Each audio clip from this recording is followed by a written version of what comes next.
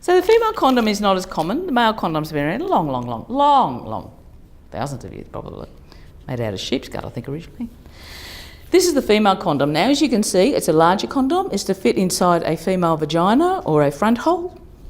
Doesn't go in the back hole, doesn't go in the bottom. And it's closed at one end. It has a ring at the base, it has a ring at the top. It's not as noisy. They used to be a little bit noisier, but they're better now. And they basically just get inserted into the vagina or the front hole. That's basically how they get put in. And this is the cube. And this is to emulate that front hole of vagina that we talk about. And one of the things that often... Oh, did you do that? Thank you. Is how to put it in. And often women will put this in before they go out. So it'll be in while they're out. So if they choose to have sex and they've got a bit of control, the guy may not have a condom on him. You go, well, I do. So one of the things that we do is you see that ring at the end where it's closed off, you just squeeze it gently. It's a bit like inserting a tampon or such, as you might say. You gently insert it into the vaginal canal. And the vaginal canal is interesting, and anatomically speaking, because you've got to get your head around it. Oh God, I'm lubed. You've got your vaginal canal here. You got that's your cervix, little hole. That's where they do your pap. That's your uterus, which the baby's growing, and then your tubes come out here. But the vaginal canal kind of sits out like that and then wraps up around again. You've got these little pockets. And so what it is that female condom sits in there. That's why you've got the ring, because there is actually space for it to go. Does that make sense?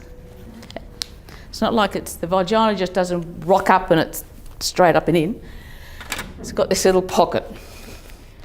And so what you do is it sits in like so quite comfortably, and then that ring sits around the top of the vulval area. Now, a lot of people are worried that the penis will go down the side or the toys or whatever. It actually doesn't. It seems to sit quite nicely.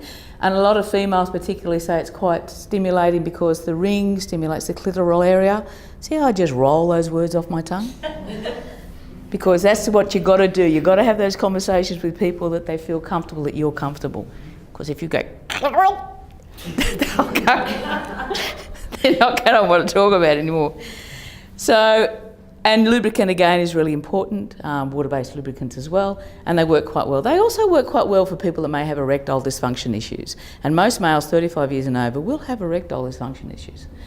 And that's one of those conversations you have. It will not always be up, and that's okay.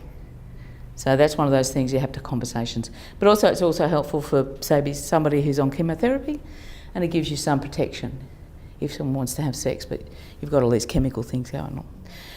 Once you've removed it, once you've had sex and you want to remove it, you just twist the top and you just pull it out. It's very easy. And then tie in the tissue and away you go.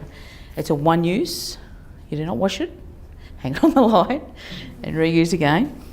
They're very good. They're very popular in Europe. There are pushes. They're not cheap, unfortunately, but they're for certain countries where women don't have a great deal of power, I think they're very, very helpful in that respect. But yeah, you can buy them from the chemist, and we do supply them for free.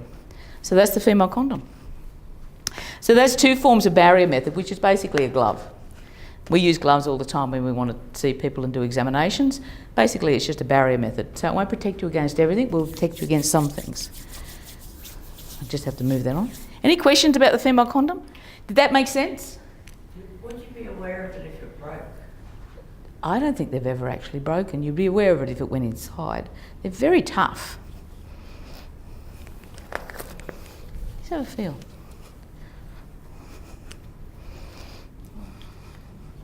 I don't think I've ever heard of one breaking.